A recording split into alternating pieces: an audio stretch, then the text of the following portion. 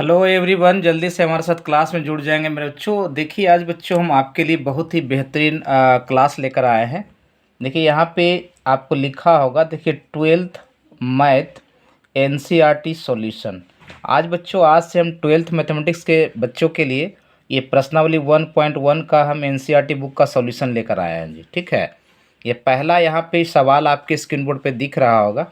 ठीक है ना, यहाँ पे पहला सवाल आपके स्क्रीन बोर्ड पे दिख रहा हो कि निर्धारित निर्धारित कीजिए कि क्या निम्नलिखित संबंधों में प्रत्येक स्वतुल्य, सममित तथा संक्रामक है। पहला सवाल आपके स्क्रीन बोर्ड पे है कि समुच्चय ए बराबर 1 से लेकर यहाँ पे 14 अवयव है जी, और संबंध आर इस प्रकार परिभाषित है कि आर बराबर X by such that Y X के तिगुने के बराबर है। यहाँ वाई भी एक अवयव है और एक्स भी एक अवयव है। और ये देखिए ना, आपका ये समुच्चय निर्माण विधि में दिया हुआ है। किस विधि में दिया हुआ है? ये आपका समुच्चय निर्माण विधि में दिया हुआ है बच्चों। ठीक है ना, जब तक इसको आप रोस्टर फॉर्म में नहीं बदलिएगा तब तक ये क्वेश्चन नहीं बनेगा। सबसे पहला काम क्या है कि जब भी संबंध दिया रहेगा तो उसको हमको रोस्टर फॉर्म बदलना है। किस में बदल लेना है? इस रोस्टर फॉर्म बदल लेना है बाबू। ठीक है, अब देखिए यहाँ पे y जो है ना, y जो है यहाँ पे x के तिगुने के बराबर है। यानी कि x का मान हम पुट करेंगे यहाँ से। यदि x का मान 1 पुट करेंगे, देखिए 1 3 होगा। यदि हम x का मान 2 पुट करेंगे तो यहाँ पर 2 6 हो जाएगा। यदि x का मान 3 पुट करेंगे तो y की वैल्यू 9 आएगा। यदि x का वैल्यू हम 4 पुट करेंगे तो y की वैल्यू 12 आएगा। अब देखिए, यदि हम 5 पुट करते हैं ना तो ये 15 हो जाता है, जो कि इस ए समुच्चय में नहीं है।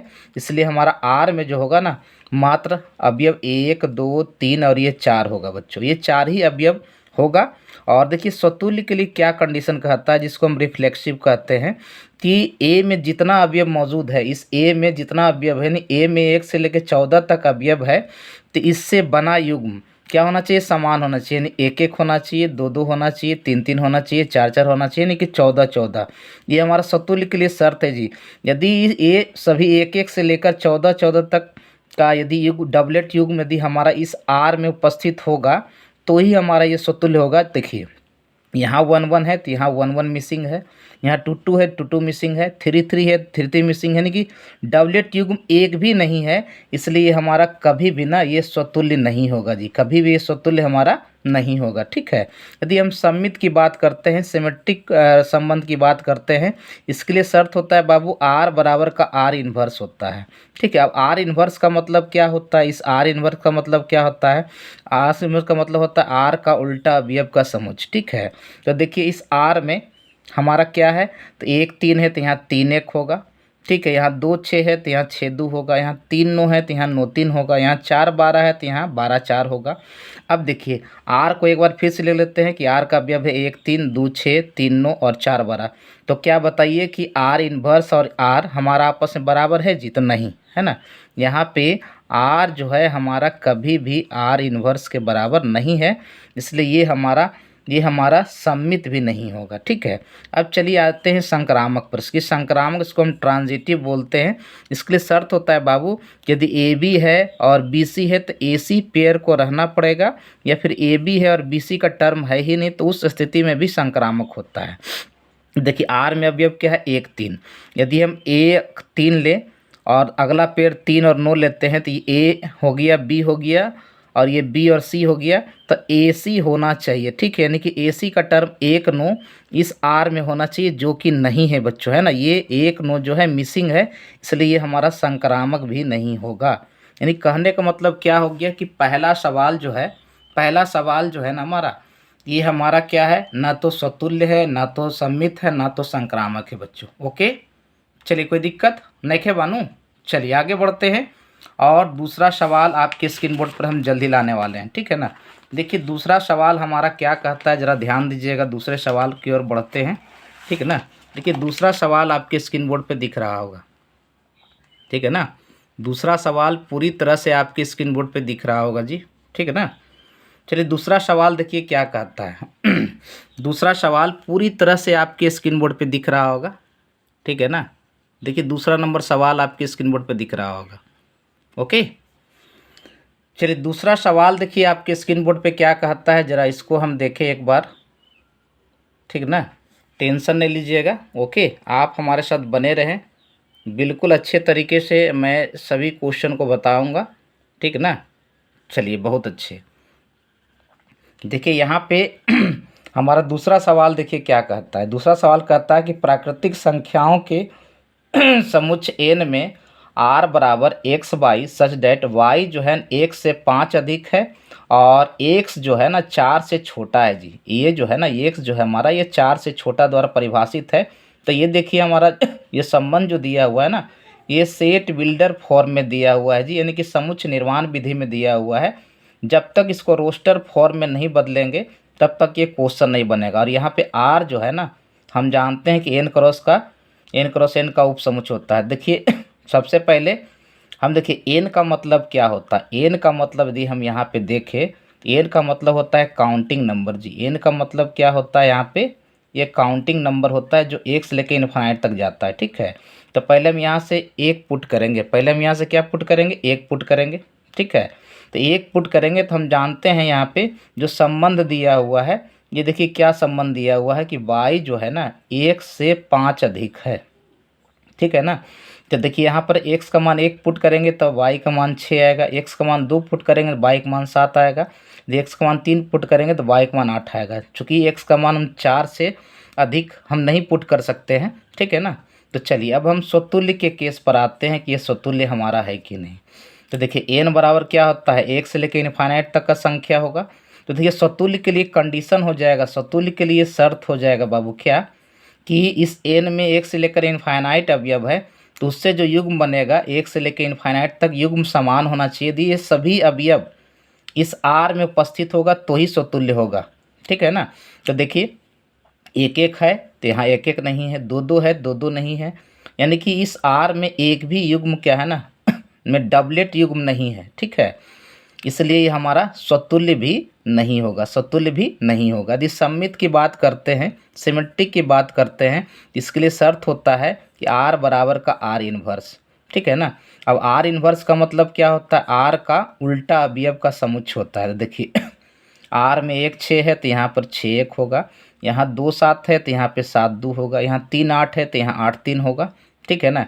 इसका मतलब यदि R की बात करें तो 1 6 2 7 3 8, यदि हम R और R इन्वर्स की तुलना करें तो यहाँ पर ये बराबर नहीं है जी। इसका मतलब ये बाबू हमारा सम्मित नहीं होगा, ठीक है। चलिए अब संक्रामक पे आते हैं कि ये संक्रामक है कि नहीं, ठीक है ना, ये संक्रामक है कि नहीं।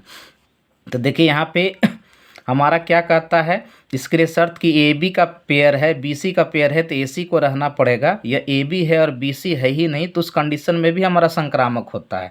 देखिए आर का पहला अवयव 1 6 उठाते हैं, यानी कि ए बी है, और यदि हमारा बी सी इसमें नहीं है जी, 6 से शुरू होने वाला एक भी पेयर नहीं है 1 6 के बाद, तो इसका मतलब क्या होगा, ये इस अवयव के लिए संक्रामक होगा।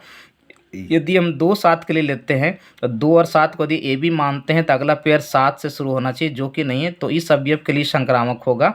और तीसरा अवयव है हमारा इसका 3 8, तो 3 8 यहाँ पे है तो 8 से शुरू होने वाला कोई पेयर नहीं है, इसका मतलब इस अवयव के लिए संक्रामक होगा। दैट मीन्स ये संबंध जो होगा ना क्या हो जाएगा, अकेला क्या हो जाएगा, संक्रामक होगा बाबू, अकेला क्या हो जाएगा, संक्रामक होगा, ठीक है। कोई दिक्कत। चलिए ये हमारा दूसरा सवाल है 1.1 प्रश्नावली एनसीईआरटी का हम सॉल्यूशन कर रहे हैं।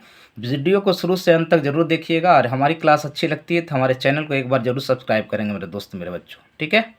चलिए आगे बढ़ा जाए, आगे बढ़ते हैं बच्चों यहाँ पे, ठीक ना। और देखिए यहाँ पे तीसरा इम्पोर्टेंट सवाल भी आपके स्क्रीन बोर्ड पे है, तीसरा सवाल भी आपके स्क्रीन बोर्ड पे है, ठीक है ना। देखिए क्या है, क्या कहता है, कहता है समुच्चय ए बराबर 1 से लेकर 6 तक अवयव है, जहाँ एक्स वाई सटेड वाई जो है ना भाज्य है 1 से, यानी कि दूसरा पेयर जो होगा पहले से विभाजित होगा, है ना। ये देखिए ये हमारा समुच्चय निर्माण विधि में दिया हुआ है, तो इसको हमको किस में बदलना है, रोस्टर फॉर्म बदलना है, यानी कि कॉमा दे के बदलना है जी, ठीक है। देखिए यहाँ पे ज़रा ध्यान दीजिएगा, आप लोग ज़रा सा ध्यान देने योग्य बातें हैं, थोड़ा सा ध्यान दीजिएगा तो आपका काम भी हो जाएगा, मेरा भी काम हो जाएगा जी, ठीक है। क्लियर है, कोई बातें कोई दिक्कत होगा ज़रा बताइएगा जी, ओके। चलिए यहाँ पे देखिए यहाँ पे दूसरा अवयव पहले से विभाजित है, दूसरा अवयव पहले से विभाजित है, दूसरा अवयव पहले से विभाजित है, दूसरा अवयव पहले से विभाजित है, दूसरा अवयव पहले से विभाजित है, दूसरा अवयव पहले से विभाजित है, दूसरा अवयव पहले से विभाजित है, दूसरा अवयव पहले से विभाजित है, दूसरा अवयव पहले से विभाजित है, दूसरा अवयव पहले से विभाजित है, दूसरा अवयव पहले से विभाजित है, दूसरा अवयव पहले से विभाजित है, दूसरा अवयव पहले से विभाजित है, दूसरा अवयव पहले से विभाजित है। ये हमारा संबंध में इतना अवयव होगा।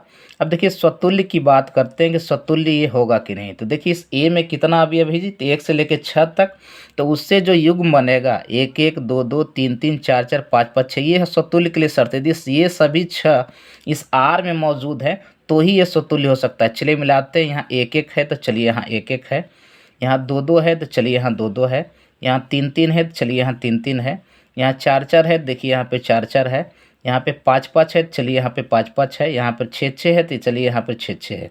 इसका मतलब ये हमारा स्वतुल्य होगा जी। ठीक है, चलिए अब हम सममित पे आते हैं कि ये सममित हमारा है कि नहीं। देखिए इसके लिए शर्त होता है बाबू कि R बराबर R इन्वर्स, और R इन्वर्स का मतलब होता है इस R का उल्टा अवयव।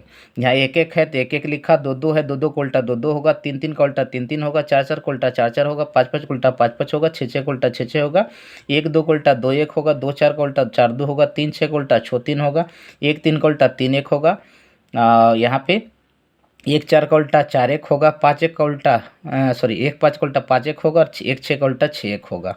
तो देखिए यहाँ पे ये ना हमारा R जो है R इन्वर्स के बराबर नहीं है जी, इसका मतलब ये हमारा सममित नहीं होगा। ठीक है, अब देखिए आते हैं संक्रामक पे। किस पे आते हैं? संक्रामक पे। ठीक है ना, तो देखिए जो सतुल्य का कंडीशन है ना, यानी 1 1 2 2 3 3 4 4 5 5 और 6 6, इसको हम नहीं लेते हैं। यानी जो डबलेट युग्म होता है, युग्म समान होता है, उसको संक्रामक के लिए चेक नहीं करते। चेक हम यहाँ से करते हैं 2 1।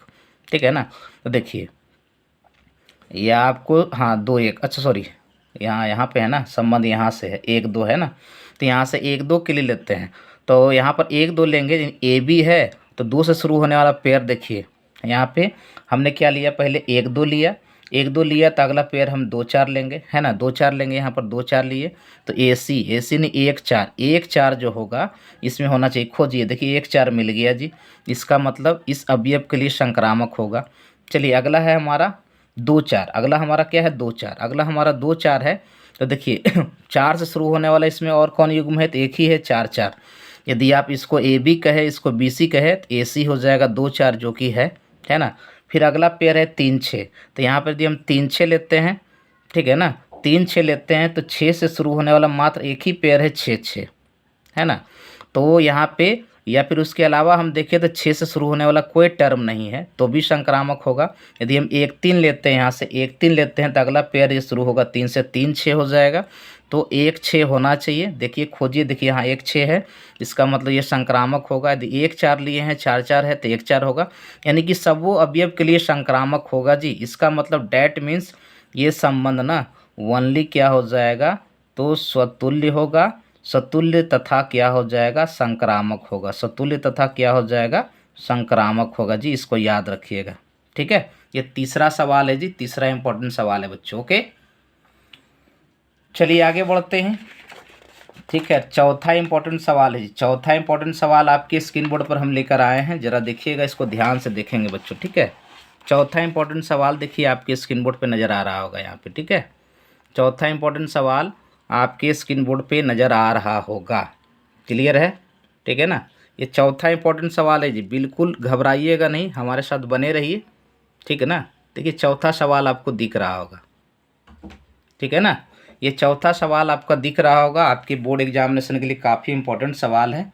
देखिए यहाँ पर क्या कहता है चौथा सवाल, चौथा सवाल कहता है कि यहाँ पे कि समस्त पूर्णांकों के समुच्चय जेड में R x y such that x minus y एक पूर्णांक द्वारा परिभाषित है। यानी संबंध क्या दिया हुआ है, समुच्चय निर्माण विधि में दिया हुआ है x y such that x minus y एक पूर्णांक है। इसको हम रोस्टर फॉर्म में बदलेंगे बच्चों, किस में बदलेंगे, इस रोस्टर फॉर्म बदलेंगे। हम जानते हैं कि आर जो होता है ना, जेड क्रॉस जेड का यहाँ पे उप समुच्चय होगा, और जेड एक पूर्णांक है जो कि 0 plus minus 1 plus minus 2 plus minus 3 plus minus infinite तक जाएगा। ठीक है ना, तो देखिए यदि हम यहाँ पे आर संबंध बनाते हैं तो यदि 0 से शुरू करते हैं, ठीक है ना। तो देखिए 0 0 का पेयर लेंगे, 0 में 0 घटाएंगे 0 आएगा जो कि पूर्णांक है, 0 1 लेंगे तो 1 0 भी होगा, चूंकि इसका अंतर है पूर्णांक, इसका अंतर है पूर्णांक। ये 2 0 लेंगे तो 0 2 भी लेंगे, है ना, दोनों का अंतर हमारा एक पूर्णांक। यदि 1 2 लेंगे तो 1 2 का भी अंतर पूर्णांक और 2 1 का भी अंतर पूर्णांक। 1 1 लेंगे, 2 2 लेंगे, 3 3 लेंगे, नहीं बहुत सारा एलिमेंट, इस पे इनफाइनाइट नंबर ऑफ अवयव होगा जी।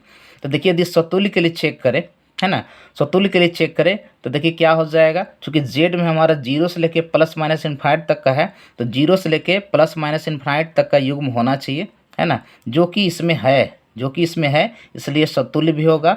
यदि हम सममित की बात करें, देखिए यहाँ पे, ठीक है ना, सममित की बात करते हैं, हर का उल्टा पेयर मिलेगा। देखिए 1 2 है, 1 में 2 घटाइएगा तो -1 जो कि पूर्णांक, इसका उल्टा युग्म है 2 1, तो 2 में 1 घटाइएगा तो ये भी आ जाएगा पूर्णांक, इसका मतलब ये सममित होगा जी। यदि हम संक्रामक की बात करें तो यहाँ देखिए अवयव लेते हैं 1 2, 1 2 का अंतर भी पूर्णांक है, तो 2 4 के अवयव अंतर भी पूर्णांक है। यदि 1 4 पेयर लेते हैं, 1 4 का अंतर भी हमारा ये पूर्णांक है। दैट मीन्स ये तीनों संबंध होगा, इसका मतलब ये तुल्यता संबंध होगा।